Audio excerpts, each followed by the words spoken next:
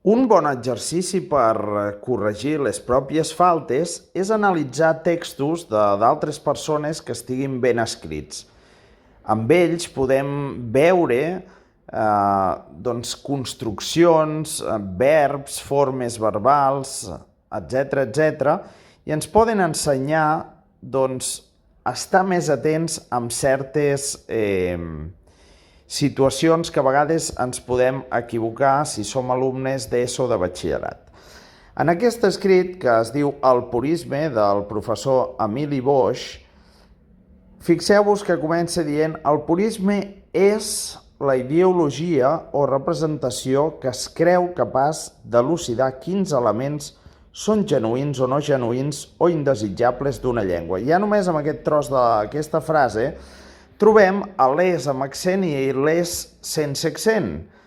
És la ideologia, per tant, el verb ser, tercera persona del present del verb ser, és, porta accent, i es creu, quan aquest és va acompanyant un altre verb, doncs està sense accent, es creu. Llavors, també un altre dels problemes que a vegades hi ha és, per exemple, aquí tenim la paraula capaç, la C trencada. Hi ha paraules que s'han de conèixer per saber que van amb C trencada. Aquest seria el cas, per exemple, de capaç.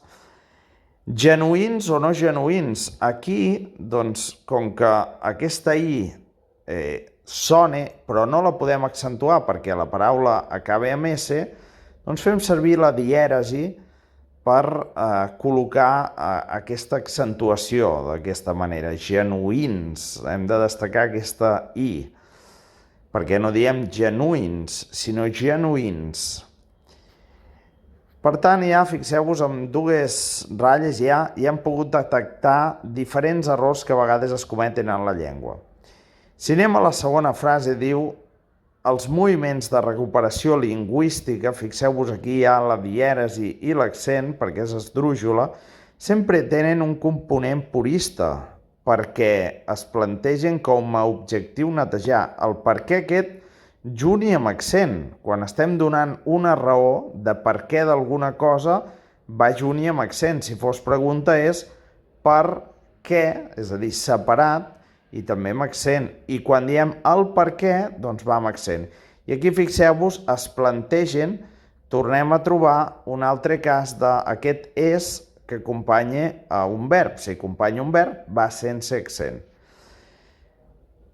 Diu: purificar tot allò que es creu, un altre cop aquest és, no propi o genuí. Aquí, com que tenim una paraula aguda, no cal posar dièresi, sinó accentuar, sempre que es pugui, pertanyent a un nucli de trets propis. Evidentment, els excessos del purisme són perillosos. Aquí tornem a trobar dues paraules, excessos i són, que a vegades hi ha faltes amb això. Excessos, hi ha persones que ho posen amb una S, però com que el so sord està entre dues vocals, normalment es resol per posar aquesta S sorda amb dues S, gràficament. I el son, per diferenciar-ho de la son de dormir, va amb accent. Són perillosos. Aquesta tercera persona del plural en present del verb ser. Són perillosos, sempre amb accent.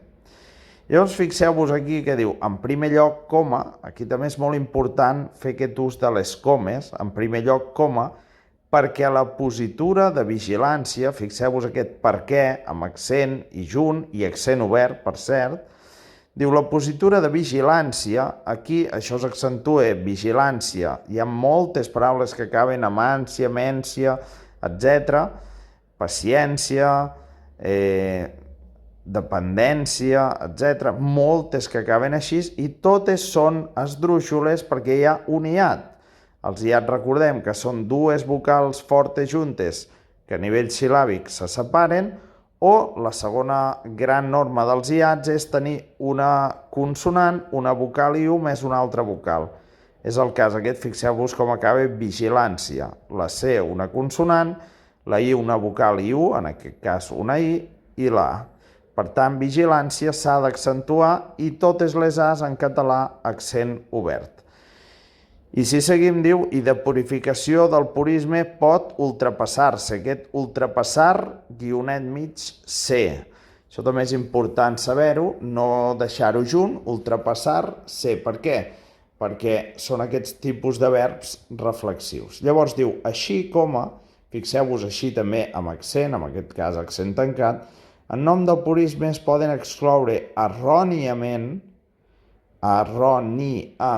per tant, aquesta paraula també accentuada, trets socials o geolactals. Es passen a rebutjar, un altre cop aquí el les juntament amb un verb, es passen, aquest verb reflexiu, a rebutjar com a aliens a la llengua trets que pertanyen, aquí hi ha persones a l'ESO que fallen amb això, la ñ és NY en català, a un subgrup de parlants de la llengua. Per exemple, en el català de Barcelona, papà o mamà són considerats castellanismes per molts parlants perquè, fixeu-vos una altra vegada, surt el per què, i si en un text ens estem equivocant i el per què el posem sense accent, perquè en castellà el porque va sense accent, el raonament, doncs estarem fent moltes faltes.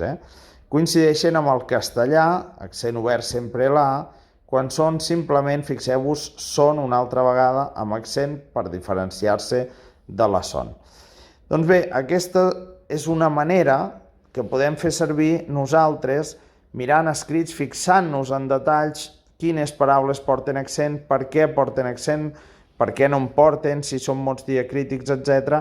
I ens pot anar molt bé fer aquest exercici d'agafar textos que sabem que són articles interessants que puguem trobar per internet de gent famosa. Aquest Emili Boix és un professor de sociolingüística que està fent una reflexió sobre els excessos que pot tenir el purisme en una llengua, és a dir, de voler agafar exageradament els elements propis d'una llengua sense deixar penetrar res absolutament d'altres llengües.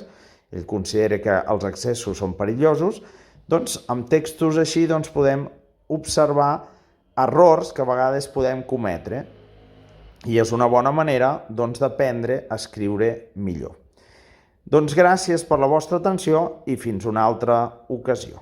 Salutacions cordials.